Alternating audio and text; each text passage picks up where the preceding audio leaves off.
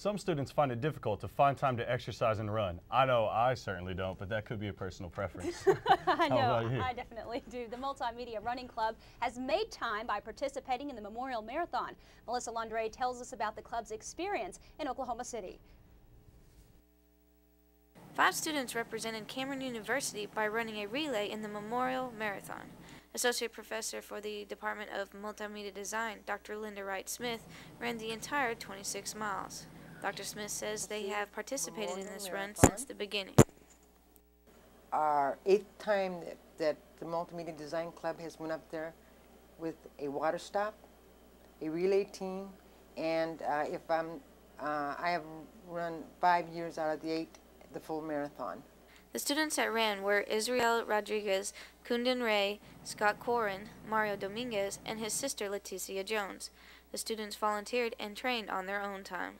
Mario Dominguez, I met him. I was going down Mount Scott, and he was running up Mount Scott one day.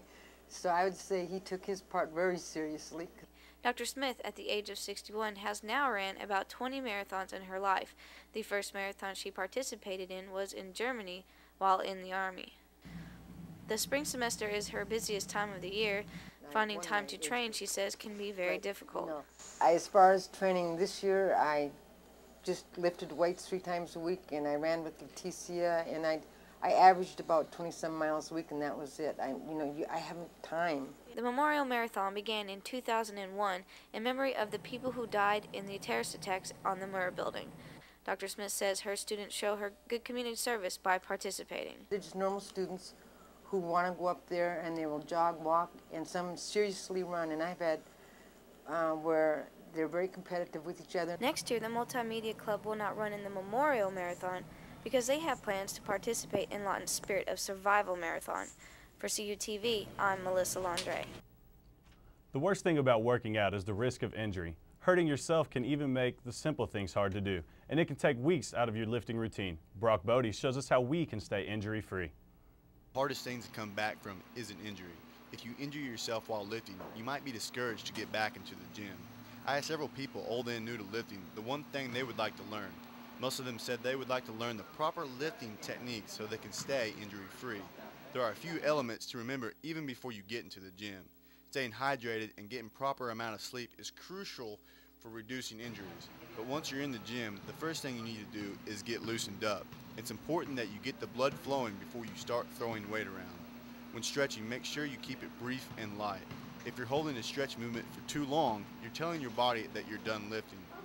Once you're ready to start lifting, do a couple of presets of about 50% of what you do in a normal set. This means that if you bench 180 pounds in a normal set, do 90 for your preset. After you're done with the preset, wait 2 minutes before starting the actual set. Make sure that your hands are set equally apart on the bar and have a spotter there to assist you. Then push the weight off the bench and lower the weight at a normal pace. It's important that you do not rush to lift, but it's also important that you don't lift the weight too slow. If you're lifting the weight too slow, then you might be putting too much pressure on your joints, which may also cause injury. There are things to remember after you get done lifting as well. You have about a 10-minute window after you get done working out to get the nutrients into your body for that workout. During this time, you should be drinking a protein drink or some sort of nutrients. One thing to remember when you do get injured is to take time to let that injury heal. A lot of people try to work through their injuries and end up making things worse. Keeping you in shape, I'm Brock Bodie reporting for CUTV News. Students are getting their caps and gowns ready for graduation this Friday.